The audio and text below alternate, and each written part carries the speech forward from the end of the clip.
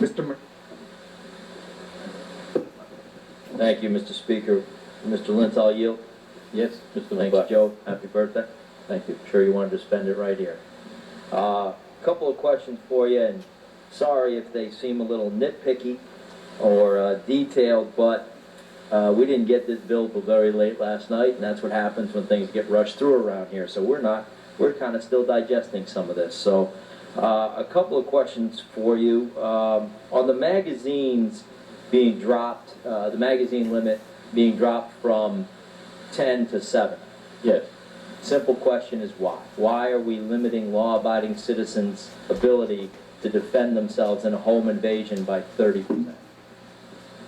I think the short answer to that, Bill, is that if you have a magazine with only 7 bullets, it will limit the amount of people you could unlawfully kill.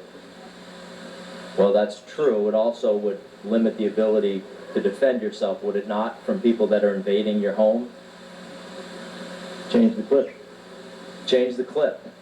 I'm sure the people who are under invasion will be thrilled to hear that. Change the clip. We heard a senator say that the other day on the radio.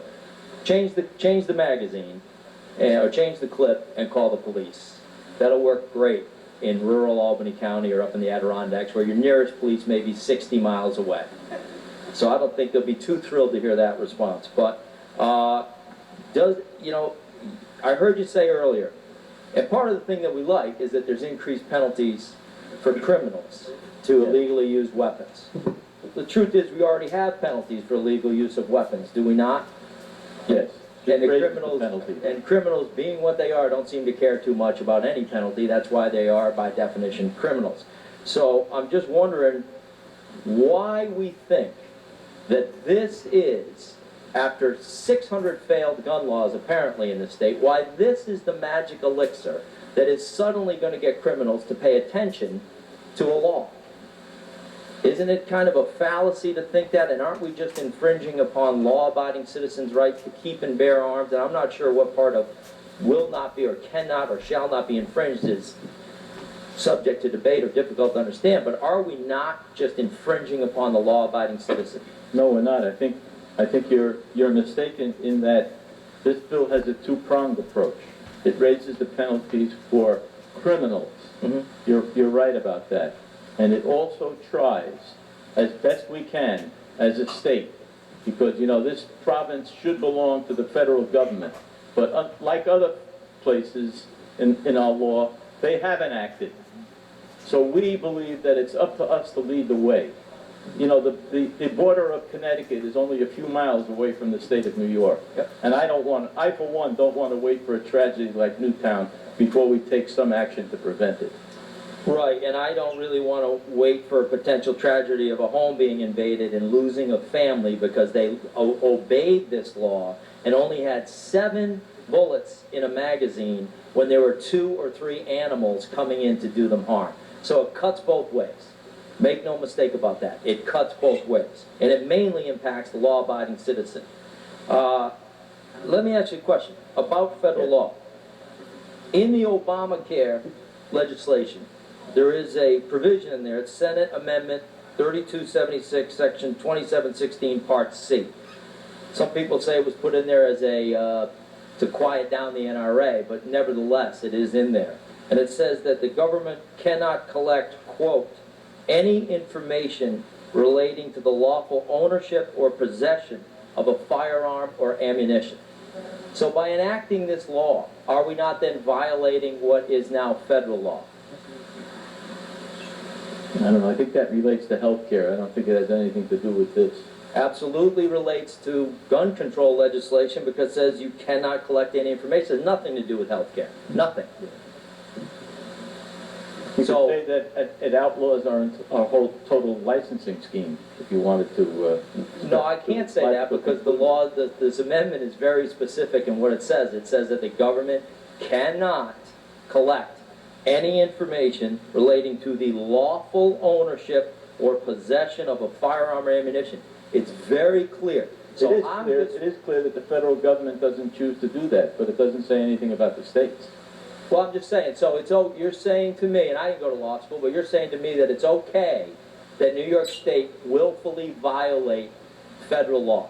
willfully violate Obamacare. Because that's what we're doing. I'm in favor of states' rights. Doesn't answer the question, Joe. But so there's no legal answer to that, just that you're in favor of states' rights. So that's okay with you that we're ignoring that aspect of Obamacare. We're not ignoring it. It's just that they haven't prevented us from taking that kind of action. Well, I suspect they will when the legal that's another challenges provision of arise the to this. Constitution that allows the state to take different action than the federal government. If they've not prevented us from doing that by taking that power away from us. Absolutely correct. We are allowed to take different action. I don't believe we're allowed to violate federal law, but we'll see.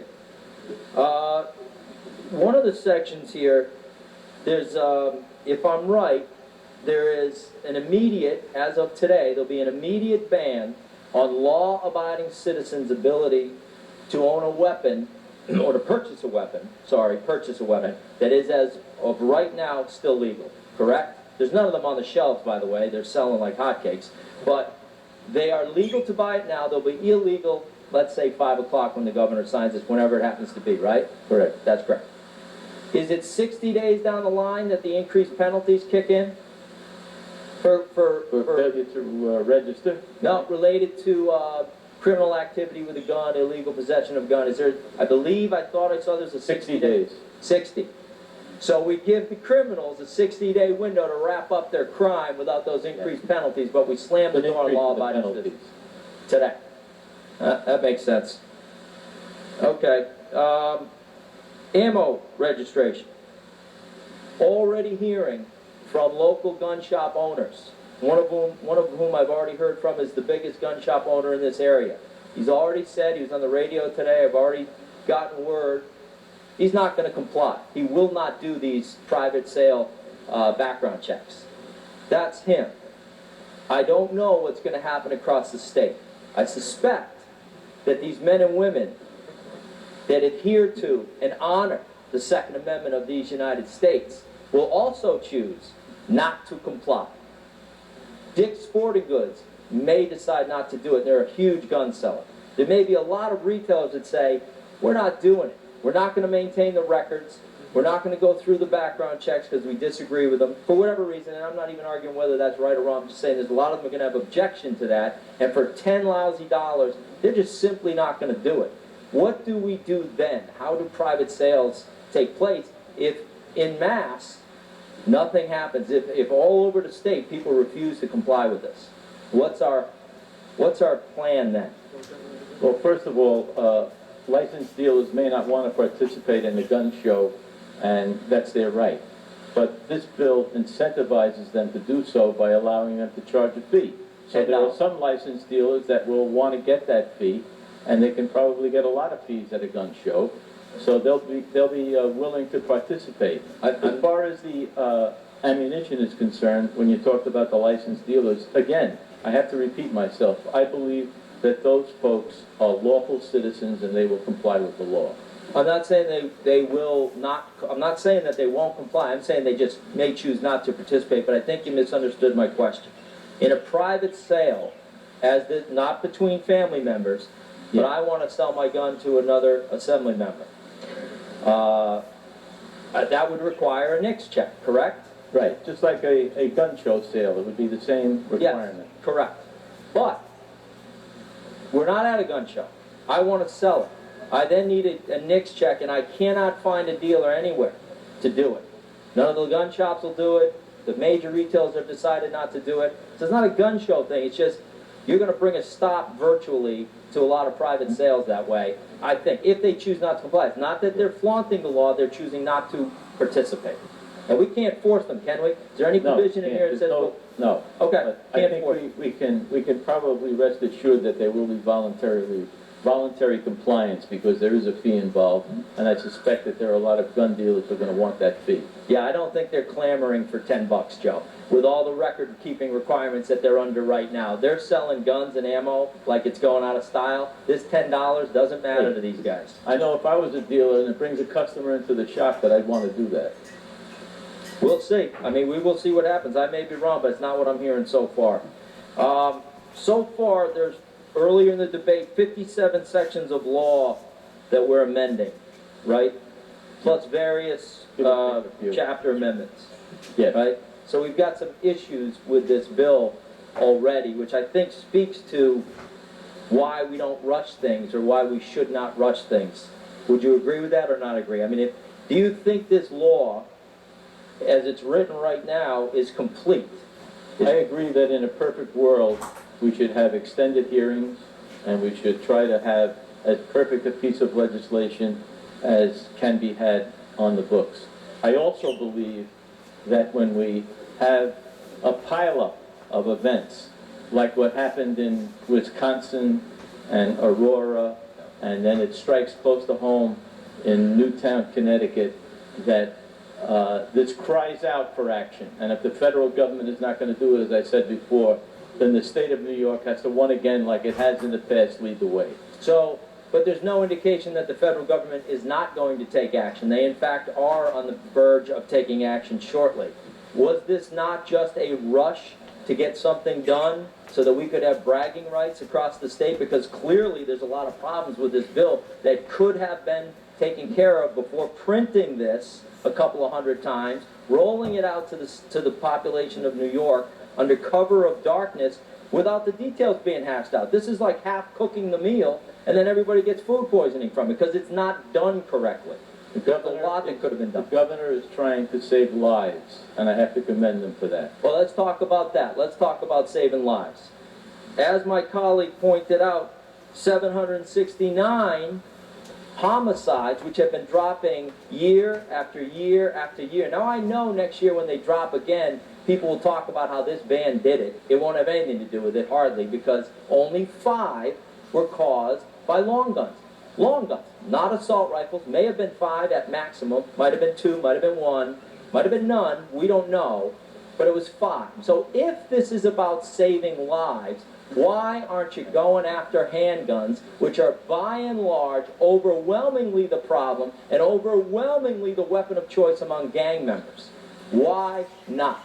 And doesn't that sort of lack a little bit of integrity to go after point? Hold on. We are going after handguns.